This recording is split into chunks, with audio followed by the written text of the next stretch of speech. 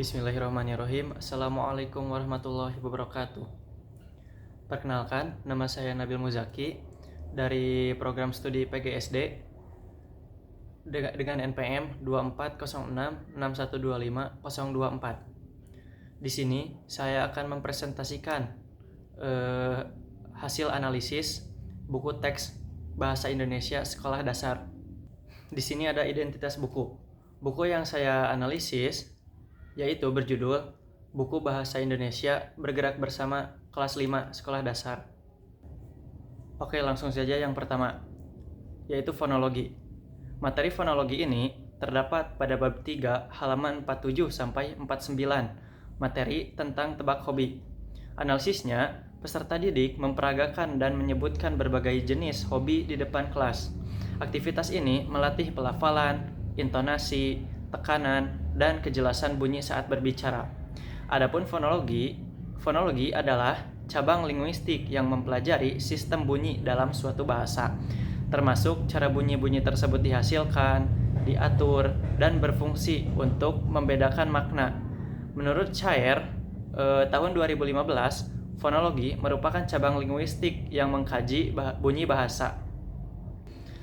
Kemudian yang kedua, morfologi. Materi morfologi ini terdapat pada bab 2 halaman 27 sampai 32. Materinya tentang bagaimana buku dibuat. Analisisnya, peserta didik dikenalkan kosakata baru seperti penulis, penerbit, percetakan, ilustrator, dan penyunting. Kata-kata tersebut menunjukkan proses pembentukan kata melalui penambahan imbuhan dalam bahasa Indonesia.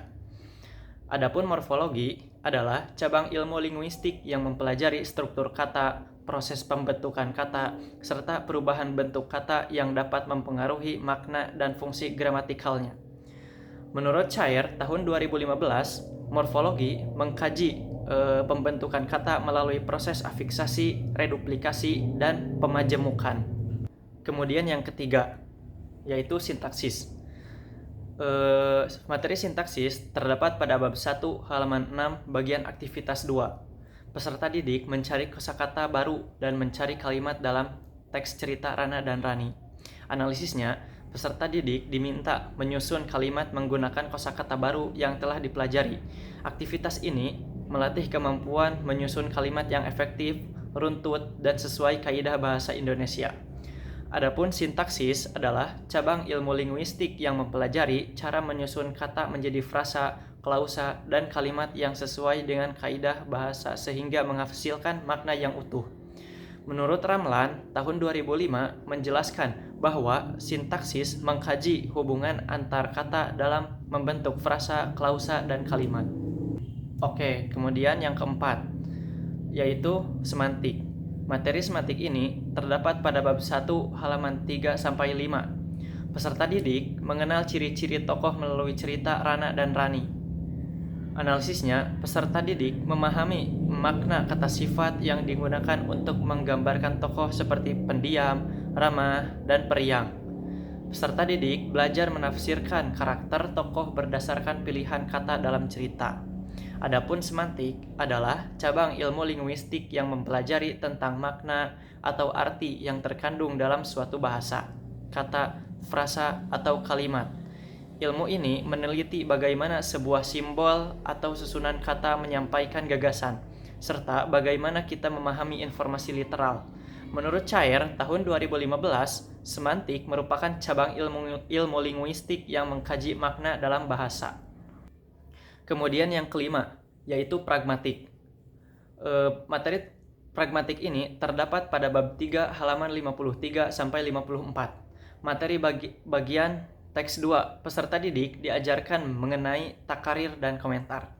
Analisisnya, peserta didik mengamati takarir atau caption dan komentar pada unggahan Reno. Kemudian, memahami kesesuaian komentar dengan isi unggahan. Materi ini melatih kemampuan memahami maksud tuturan berdasarkan konteks komunikasi di media sosial. Adapun pragmatik adalah cabang ilmu linguistik yang mempelajari makna bahasa berdasarkan konteks penggunaannya. Pragmatik tidak hanya melihat arti kata atau kalimat secara harfiah, tetapi juga mempertimbangkan situasi, tujuan penutur, hubungan antara penutur dan lawan tutur, serta kondisi saat komunikasi berlangsung. Menurut George Yule, tahun 1996, pragmatik mengkaji makna yang dipahami berdasarkan konteks penggunaan bahasa. Kemudian yang keenam yaitu sosiolinguistik. Materi sosiolinguistik ini terdapat pada bab 3 halaman 55 bagian bagaimana memilih hobi. Peserta didik diajak berdiskusi mengenai hobi berdasarkan pengalaman dan lingkungan masing-masing. Hal ini menunjukkan bahwa penggunaan bahasa dipengaruhi oleh interaksi sosial dan pengalaman individu. Adapun sosiolinguistik adalah cabang ilmu linguistik yang mempelajari hubungan antara bahasa dan masyarakat, termasuk bagaimana bahasa digunakan dalam berbagai situasi sosial, budaya, usia, pekerjaan, dan lingkungan. Menurut Halliday, tahun 1978, bahasa berkembang melalui interaksi sosial. Kemudian yang ketujuh, yaitu sastra anak.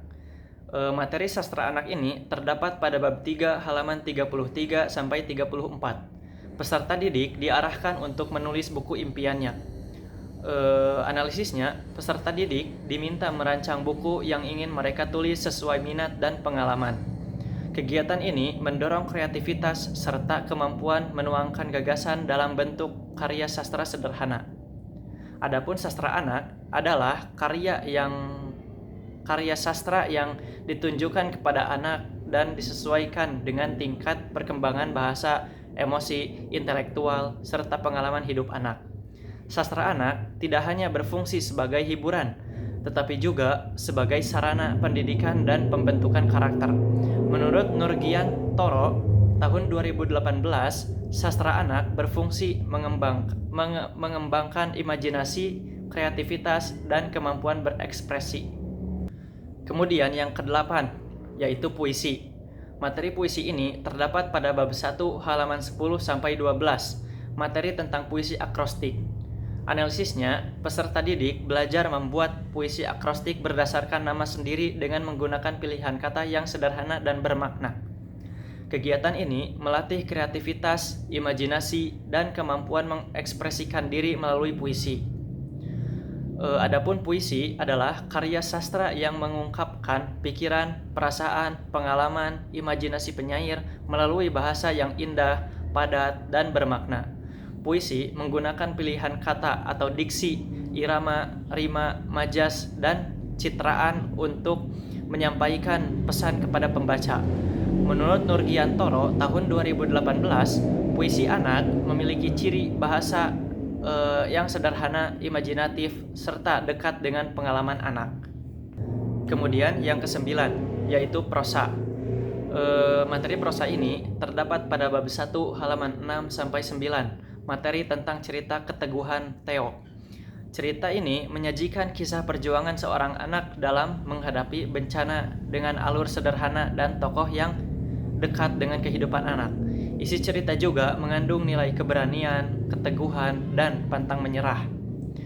Nah, adapun prosa adalah karya sastra yang disusun dalam bentuk kalimat dan paragraf secara bebas, tanpa terikat oleh aturan, rima, irama, atau jumlah baris seperti puisi.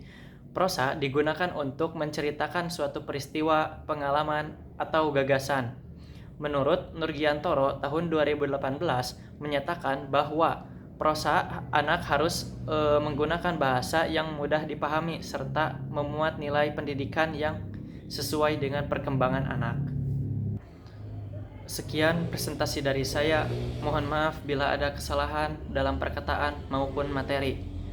Aqulu qauli hadza wa astaghfirullahi wa lakum. Wassalamualaikum warahmatullahi wabarakatuh.